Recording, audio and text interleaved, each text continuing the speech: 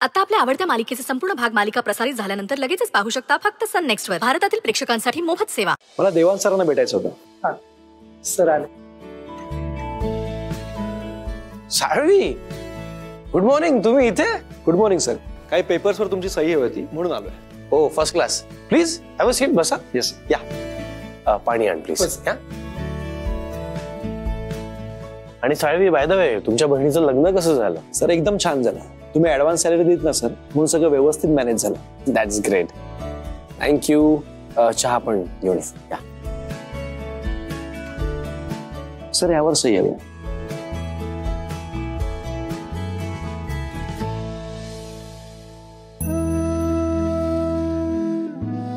Sir एक सांगू का? सर तुमचं लग्न ठरल्यापासून ना तुमच्या चेहऱ्यावर एक वेगळंच तेज आलंय.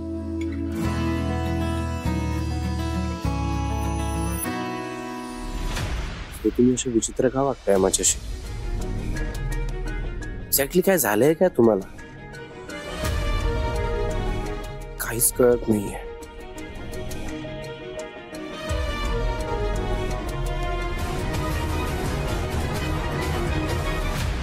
सर या सही मान तुम्ही यांना सिलेक्ट करायला सांगितलं होतं. सर यांनी इंटरव्ह्यू खूप छान दिला.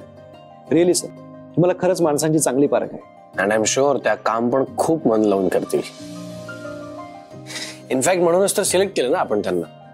आणि त्यांचा सीव्ही बघून हे कळतं सुद्धा की त्या किती वर्सटाईल. त्यांना पुढच्या महिन्यापासून जॉईन व्हायला सांगितले सर. त्यांना आपल्या पुण्याच्या ऑफिसमध्ये अपॉइंट केलं. Okay, okay, great. मी आता या जॉईनिंग लेटरवर साईन करतो. पण जोपर्यंत मी सांगत नाही तोपर्यंत त्यांना पाठवायचं नाही. Okay sir, fine.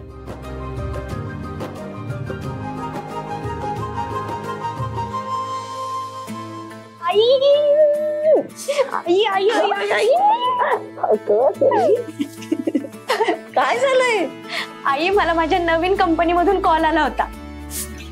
पुण्याच्या ऑफिस मध्ये जॉईन होण्यासाठी लवकरच ते मला ऑफर लेटर पाठवणार आहेत. अच्छा, म्हणजे आईपासून दूर जाणार याचा आनंद झालाय. तर तू काही काय बोलतेस? गंमत केली ग आई. तू पण ना. आणि मला सांग, पुणे इथून किती लांब आहे ग? पहाटे पहाटे जरी निघाले ना तरी सकाळी नाश्त्याला मी तुझ्या समोर असेल. आणि मी काय कायमची थोडी चालली आहे. आठवड्यातनं कधीतरी तुला भेटायला येत जाईल ना. हो ग, माहितीये मला. पण तू माझ्यापासून दूर जाणार ना याचं वाईट वाटतंय. पण तुझ्या प्रगतीचा आनंद आहे मला. काय आईचं काळीज आहे ना. आई, मला पण खूप आठवण येईल ग तुझी. पण खरं सांगू का, मला खरंच दूर जायचंय या घरापासून, या शहरापासून, देवाण सरांपासून. त्यांच्यासमोर जायची सुद्धा लाज वाटते ग मला. सतत माझ्या मनात तोच विचार चालू असतो. तिथे गेल्यावर निदान माझं कामात तरी मन लागेल ग. उलट जितक्या लवकर मी पुण्याला जाईल ना तितकंच माझ्यासाठी खूप चांगलं असेल. अगं पण कशी जाणार तू? तू जाऊच शकणार नाहीस. अगं जाऊ दे ना तिला. हे बघ, साखरपुड्यासाठी थांबली ना ती, आता सारखं थांबणं शक्य नाही होणार. अगं असं काय करतेस आत्या? नेक्स्ट मंथ मध्ये माझं लग्न आहे आणि सई नेक्स्ट मंथ जायचं म्हणतेय. अगं आम्ही आहोत ना सगळं करायला. हे बघ, सई जोवर आहे तोवर ती सगळी तयारी करून दे. तू काळजी करू नको, तुला काही कमी पडणार नाही. अगं पण सईची कमी असेल ना माझ्या लग्नात. नाही नाही आत्या, असं कसं? अगं माझं लग्न सिटीतल्या बेस्ट ऑन्थ्रोपॉन्थ्रो बिझनेसमनशी होणार आहे. आणि माझ्या लग्नात माझी बहीणच नसेल तर कसं चालेल? हो ना सई?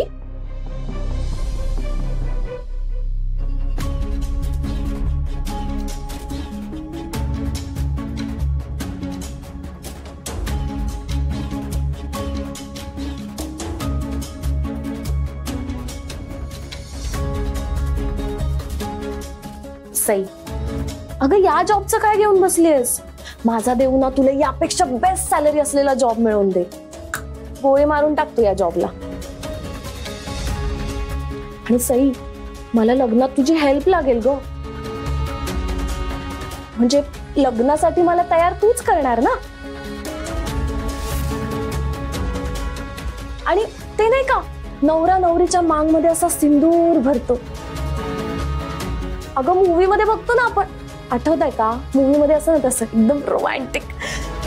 म्हणजे जेव्हा देवांश माझ्या मांग मध्ये असा सिंदूर भरेल तेव्हा माझी बिंदी बाजूला करायला तुलाच यावं लागेल ना. सई सई प्लीज जाऊ नको ना. बघितलं माझा खूप प्रॉब्लेम होईल तू गेलीस तर. मी मॉमलाच सांगणार आहे की या सईला कुठेच पाठवायचं नाही. ओके सई, तू माझी शपथ घे. माझी शपथ घे आणि सांग की तू कुठेही जाणार नाहीयेस. आणि तुला माहितीच आहे, जर तू माझी शपथ मोडलीस तर मी काय करेन.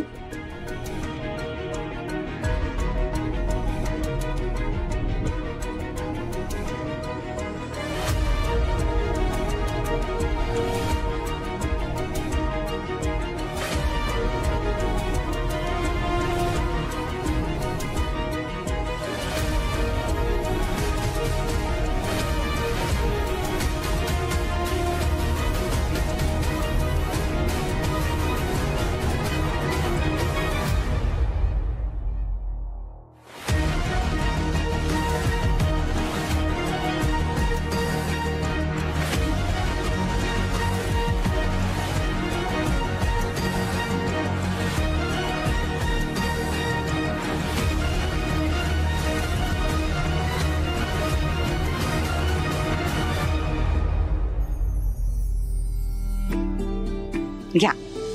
ओमकार आणि रिया कुठे गेले? ही मुलं कुठे जातात ते मला सांगून जातात असं वाटतं का तुम्हाला? देवांशी गोष्ट वेगळी होती. तो यांच्या वयाचा होता ना, तेव्हा कुठे जातोय, केव्हा परत येणार आहे, सगळं सांगून जायचा. गुणी बाळ होतं अगदी. हा बघा, 100 वर्ष आयुष्य आहे तुला. हा, तुझ्या नव्या सुनेमुळे हा 100 तर नक्की गाठणार. बापरे, ते नाही माहिती, पण आता लगेच मला ऑफिस गाठायला लागेल कारण खूप महत्वाची मीटिंग आहे.